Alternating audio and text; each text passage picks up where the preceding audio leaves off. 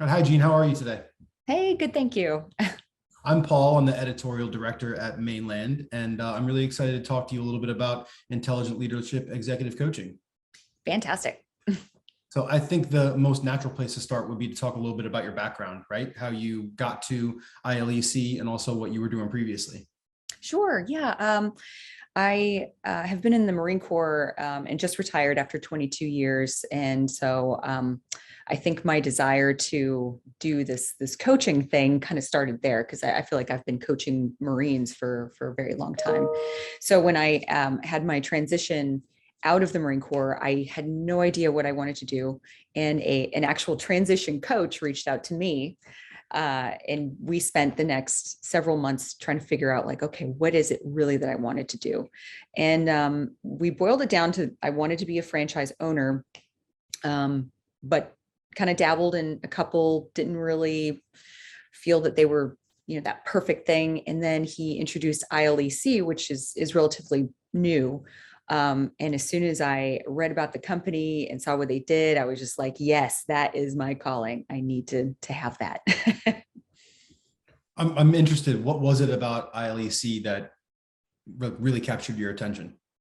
Well, I mean, during my career in the Marine Corps, I mean, just like all of us, we have experienced good and bad leadership.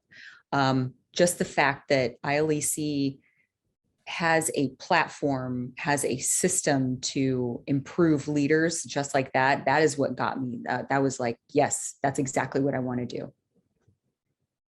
I'm really interested in your background more than anything because, anyone could look at your background and say this is obviously a person who is well versed and has learned a lot about leadership in probably some of the highest stress circumstances that you could imagine. So I'm interested. What are some of the things that you learned about leadership in your time with the Marines?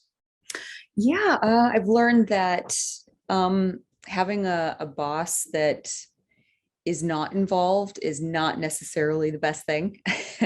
I think that with all good leaders, there is a certain amount of involvement that they need to have with their employees, with their peers, with stakeholders. Um, yeah, that's one example. Gosh, honestly, there are just so many that I'm pulling a blank right now.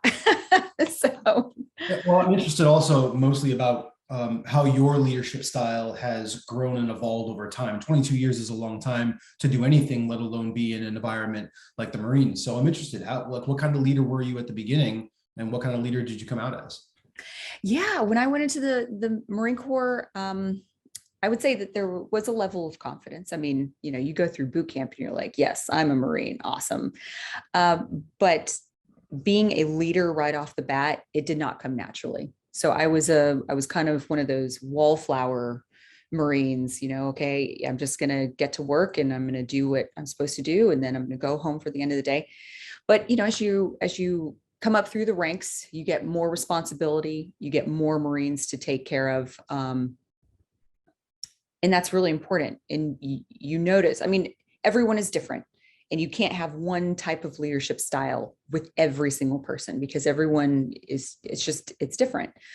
Um, and so it was interesting to see the dynamics of all the people that I got to lead, really. And yeah, it's just if they're not happy, then production could go down. I mean, it could be anything. So you got to keep your people balanced and in a good spot. Yeah, I'm interested. What are some of the leadership traits that you learned in the military that you're now able to coach your clients on? Yeah, one just right off the top of my head is leading by example. So you shouldn't be the leader that says, okay, well, do that because I said so, but I'm actually going to do something else, that goes against what I just said. No, if you want to provide a good role model, a good leader to your people, you need to be following your own word for sure.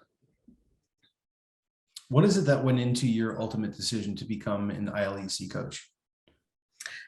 Um, hmm, the final thing, I think it was just the vision of ILEC, the end state of what we could bring to the table and what we could ultimately affect in the long run. that had to have been it. Yes, that was definitely it. And when you guys talk internally, what is that? What is that vision, and what is it that you're trying to provide to leaders really worldwide? Um, that really employees come first.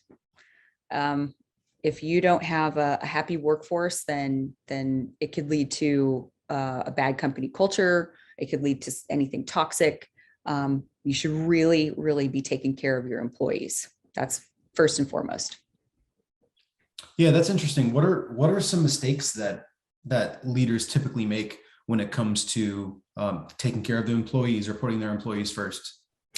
Not having time to sit down with their employees, not having time to listen to either good ideas or concerns. And of course, everyone's busy, no doubt. And it's hard sometimes to slow down and take a breath and provide time to your people. So I can see where that gets a lot of leaders not in trouble, but where it can be a negative thing. So yeah, just taking time for your employees. Absolutely. So in preparing for this, I read that you're specifically passionate about supporting women in the film and entertainment industry. So I'm curious why, I mean, aside from the fact that you are a female entrepreneur yourself, Mhm. why is it important to you to take care of those women who work in a male dominated industry? Well, because I spent the past 22 years in a male dominated industry. And I mean, sometimes I was the only woman in the room. And I would say that the Marine Corps, maybe even the military as a whole, are getting better with disparities between men and women. But as of the past few years in the film industry, that's not the case at all. And by no means am I saying the film industry as a whole is completely toxic. I'm not saying that at all. I'm just saying that there are toxic environments within and huge disparities between men and women. So I would like to help kind of fill in the gap, if you will. Yeah, how difficult was it for you at times to, rise into a leadership position and then maintain a leadership position and be an effective leader in such a male dominated space? Sure. There were times where it was difficult. I mean, there are a lot of, okay, so the Marine Corps is made of alphas. We are all alphas. And then you bring in women into, let's say, an all male section or an all male unit. Women in the Marine Corps have to prove themselves every single day. We have to do the right thing because we are being watched by everybody. And I mean, that's just how it goes. So yeah, times were difficult because you did have to be better than, say a male counterpart because you just had to. Yeah. How do you think having to go through those struggles molded you into not just a stronger person, but also a better leader? Yeah. Well, I mean, because I did have to do everything by the book and everything better. So it gave me a sense of confidence in what I was doing, gave me some structure, gave me some organization skills. Just knowing that I could go out there and do the things that I was set out to do, for sure. And since you've been an ILEC coach, like what's the experience been like for you? Well, I am in what you call the grind. At least that's what a lot of people call it. So right now I'm doing a lot of networking, a lot of speaking to people, a lot of reaching out, a lot of coffee chats, just trying to establish relationships for a lot of people. So yes, I'm in the grind, but this is where the good stuff is. And I would say that it's a lot of fun for sure. What are some of the biggest challenges that you faced early on? Oh, as an executive coach? Yeah, as a coach. Yeah. So building the relationships is paramount, but it will take a lot of conversation, a lot of discussion before you're able to get that maybe prospective client to kind of go over to an actual client. So I'm still in that process right now. When you step back and look at the landscape, why would you say that now is the ideal time to be an ILEC coach? Well, with things being virtual, that certainly helps. But I've seen a lot of posts, one specifically from Simon Sinek, who we all love. He's talking about the Great Resignation. And it's great because people are finding that they have the opportunity to, pick and choose what they want to do. But it's not so great because they're landing jobs and then they're leaving jobs, and then it's very unstable. And I feel that if I can come in there and help leaders become more self-aware, that I could potentially get them to have the attrition rate, to keep their employees in one spot. Yeah, you mentioned self-awareness, which is obviously key when you're talking about a leader in any capacity. What are some other traits that you think leaders just absolutely have to have? Patience. That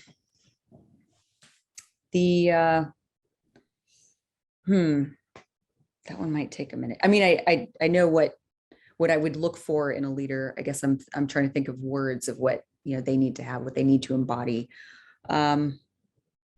Patience, confidence, the ability to delegate appropriately.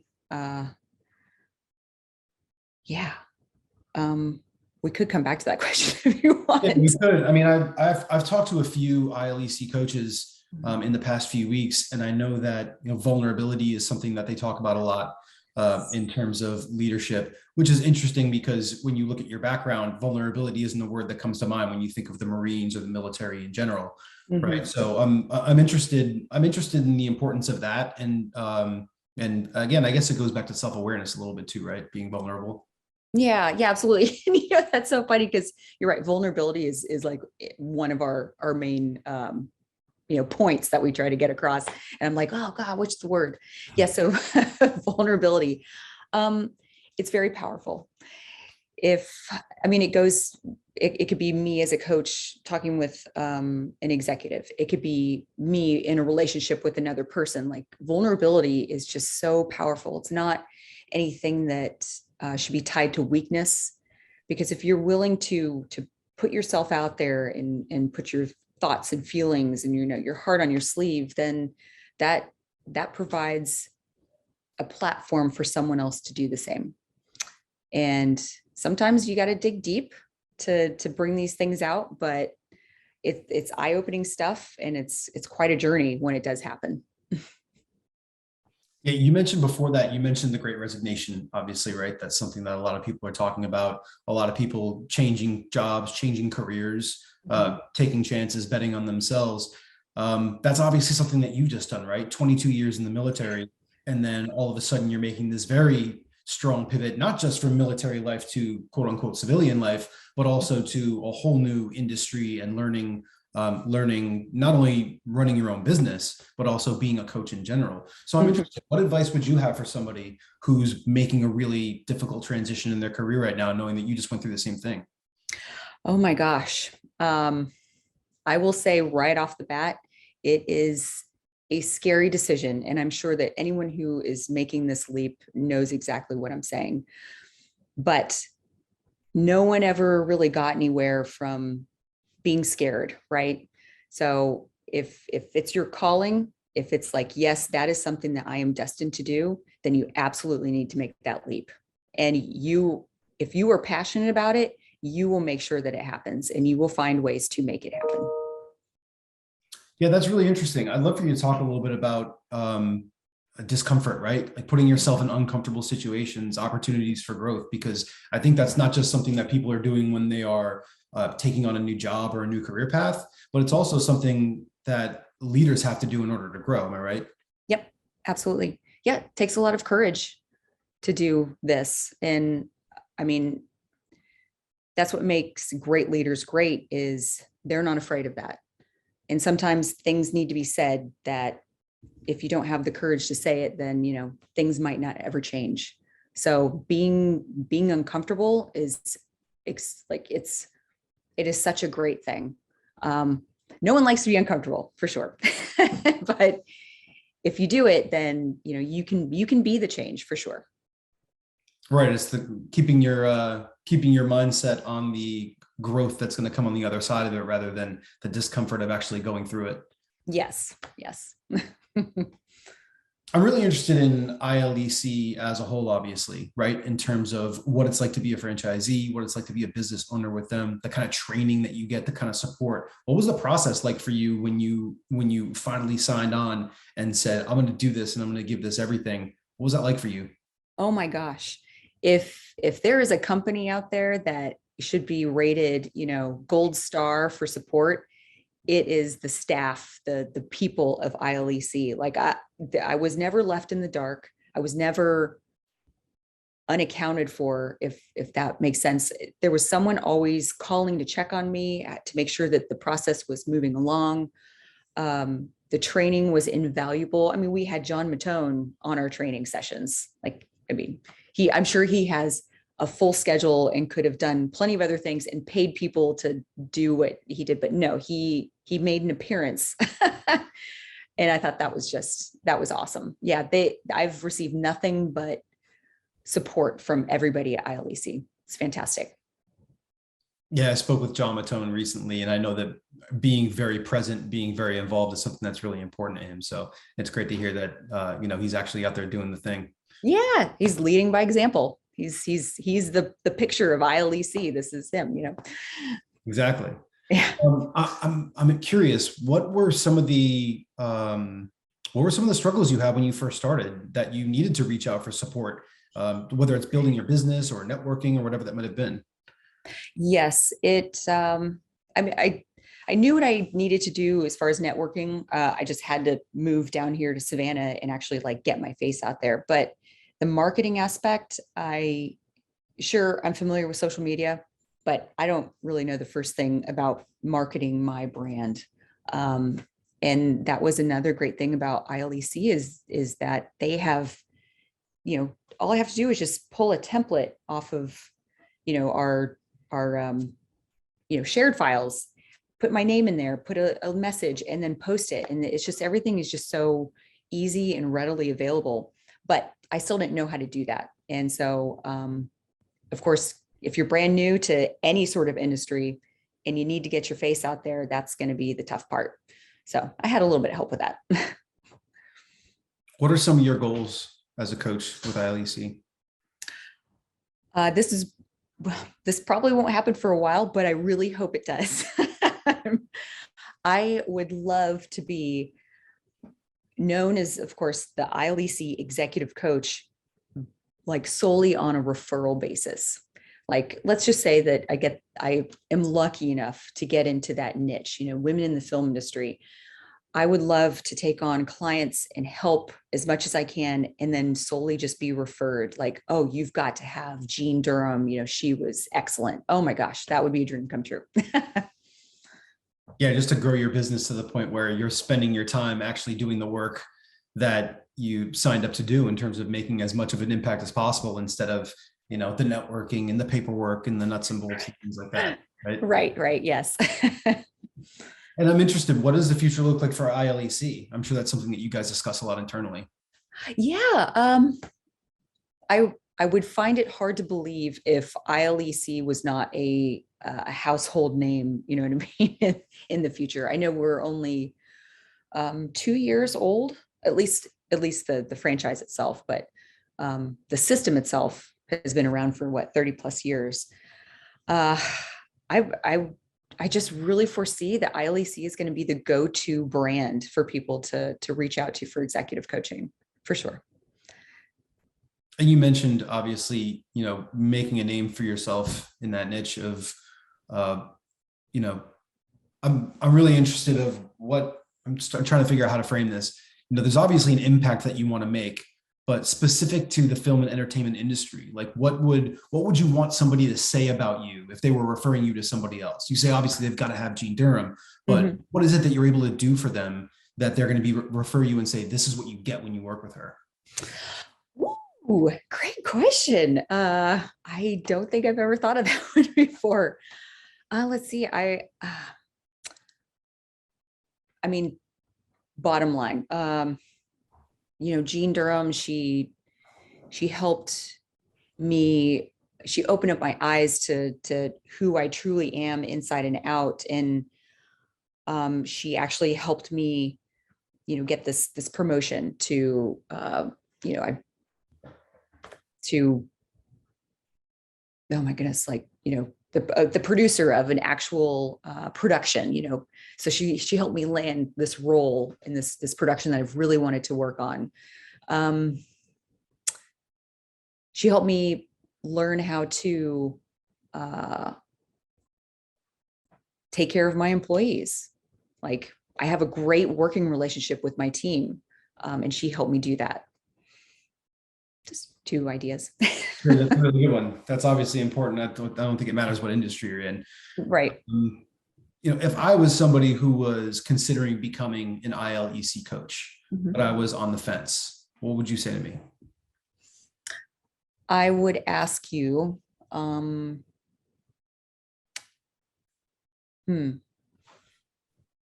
if you were on the fence. Now, of course, I have to break this one down. Is it because you don't know if ILEC is the right executive coaching brand that you want, or are you just not sure you want to become an executive coach? I think we can address both, right? Because Sure. I'm sure those are the two most popular ones that you guys face in terms of recruiting new coaches. Mm-hmm. Well, if it's that you're not sure about ILEC, like that's the brand that you want to go with, I would have to go right back to the people that belong to ILEC and the amount of support that I've received. Like, it couldn't have been easier for me to become a coach with all the support that I've been given. So, I mean, you could go to Georgetown and get your ICF for 60 grand and then be by yourself and have to create your own website and get your brand out there all by yourself. Or you could join a fabulous team who's going to help you every step of the way. Yeah, that's great. That's really well said. Yeah. Oh, thank you. Yay. But as far as you, if you don't know if you want to become an executive coach, I guess I would just have to ask you, like, what is it that you truly want to accomplish in this life? Like, how do you want to, your legacy? What do you want your legacy to be?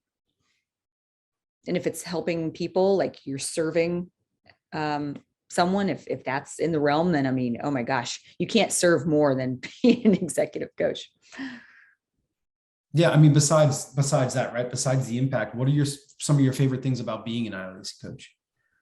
That I'm a part of John Matone's brand. I mean, it's pretty cool to be connected to him because he's obviously a proven, like, successful executive coach. What is he, the world's top executive coach in 19, 20, and 21? I mean, that's pretty awesome. But what else is best about being an ILEC executive coach? I would just say that the brand itself is just, I'm really happy and proud to be a part of it. I think the last thing, Jean, is, you've obviously started this new venture. Things are going well. You're building your business. You're making an impact with the people that you work with. When the time comes for you to hang it up and to stop coaching and go into whatever retirement looks like for you, what do you want people to say about you, and what do you want to be able to say about your career and the work that you did? Yeah. That, Jean Durham changed my life. That she helped me get where I want to be. She opened up my eyes to my true self. Couldn't live without her. Something like that. Little things, right? Yeah. Well, thank you so much for taking the time today, Jean. Is there anything that we didn't discuss that you'd like to touch on? No, my gosh, no, these questions were fantastic. And they make me think deep, and that's exactly what I want to do for other people. So no, this was great. Thank you. I'm glad. Well, have a great rest of your day, and I hope we get the opportunity to talk again sometime soon. Yep, absolutely. Thank you.